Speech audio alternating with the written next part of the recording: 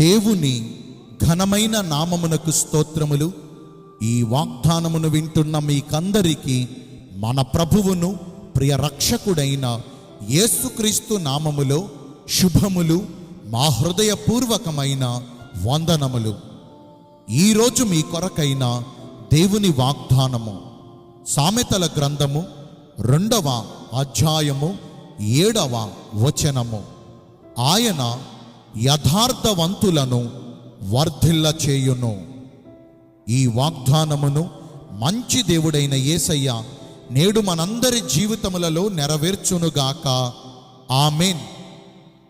ఈ వాగ్దానమును మనము పరిశీలిస్తే మనలో అనేకులకు మేలు పొందుచు అనేక దినములు బ్రతకాలని, జీవించునన్ని సంవత్సరములు కుటుంబముతో సంతోషముగా సమాధానములతో బ్రతకాలని, సమస్త విషయాల్లో వర్ధిల్లాలని ఎంతగానో ఆశిస్తూ ఉంటారు.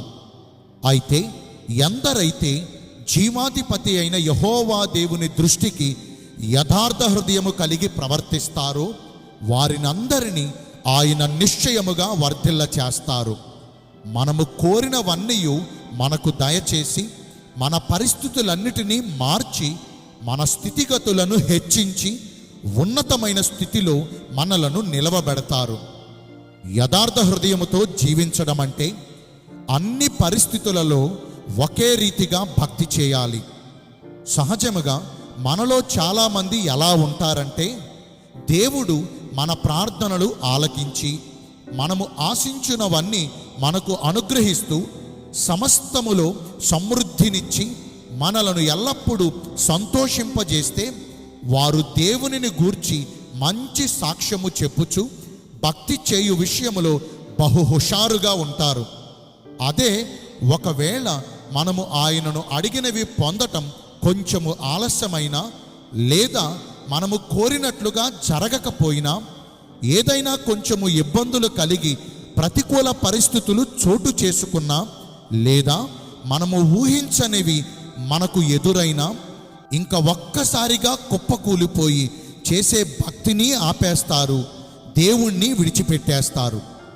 దేవుడు నాకు అన్యాయము చేశాడని చెప్తూ ఉంటారు. వాస్తవానికి మనము ఆలోచిస్తే దేవుడు నిజముగా అన్యాయము చేస్తారా? లేదండి. దేవుడు అన్యాయము చేయుట అసంభవము. సర్వశక్తుడు దుష్కార్యము చేయుట అసంభవము. నరుల క్రియలకు తగినట్లుగా ఆయన వారికి ఫలమును దయచేస్తారు. మనకు మేలు కలిగిన, కీడు ఎదురైనా మనము అన్ని వేళలా ఒకే రీతిగా భక్తి చేయాలి. అన్ని సందర్భాలలో ఒకేలా ప్రవర్తించాలి. మనలో అనేకులు తమకు కలిగిన బాధలను బట్టి, తమకు ఎదురైన నిరాశను బట్టి దేవునిని కూడా విడిచిపెడతారు. యథార్థ హృదయము కలిగి ప్రవర్తించువారు భక్తిలో నటించరు. వారు నిజాయితీగా భక్తిని చేస్తారు. మనుష్యుల మెప్పు పొందుట కొరకో, లేదా మనుష్యులను సంతోషపెట్టుట కొరకో భక్తిని చేయరు.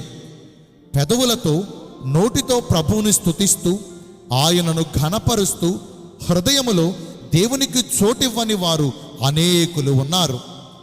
పైకి ఒకలాగా, లోపల అంతరంగములో మరొకలాగా ప్రవర్తించే వేషధారణ భక్తిని చేయువారు కూడా అనేకులు ఉన్నారు.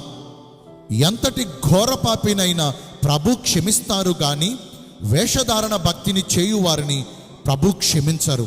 వారికి క్షమాపణ లేదు. కాబట్టి మనము దేవుని దృష్టికి యథార్థ హృదయము కలిగి భక్తి చేయాలి.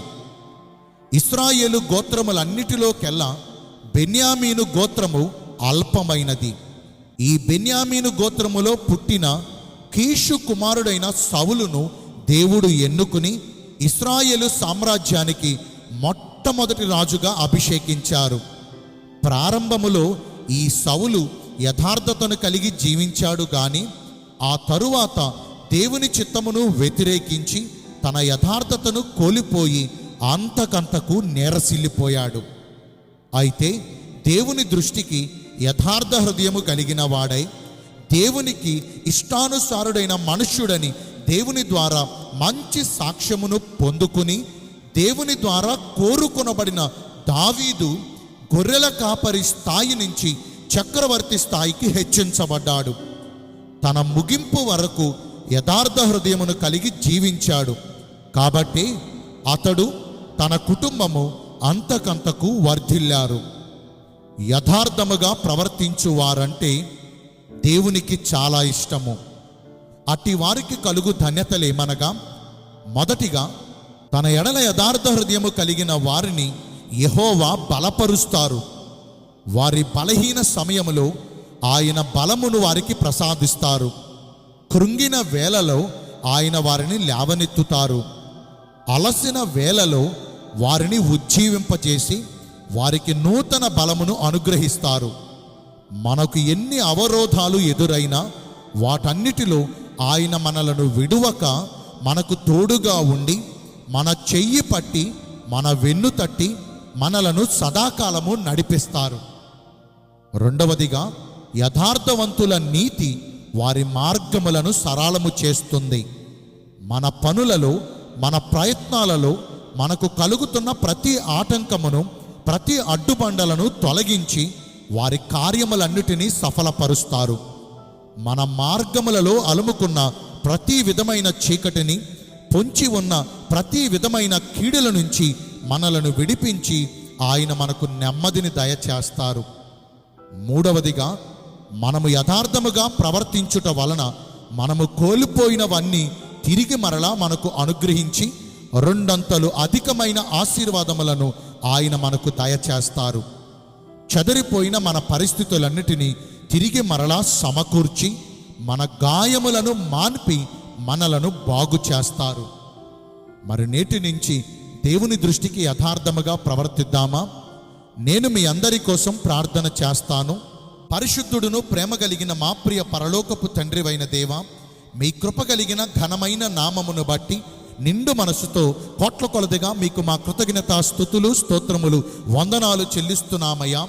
మీ దృష్టికి మేము యథార్థ హృదయము కలిగి నడుచుకుంటే మీరు మమ్మను వర్ధిల్ల చేస్తానని ఈరోజు వాగ్దానము ద్వారా సెలవిచ్చారు.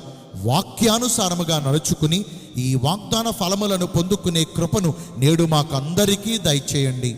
ఈరోజు ఎందరైతే పుట్టిన రోజులను, వివాహ దినములను, ఇతరమైన శుభకార్యములను జరిగించుకుంటున్నారో వారందరికీ మెండైన దీవెనలు కుమ్మరించమని, మీ రాకడ కొరకు మమ్మను సిద్ధపరచమని యేసుక్రీస్తు ప్రశస్త నామమున ప్రార్థించి వేడుకొనుచున్నాను మా ప్రియ పరలోకపు తండ్రి.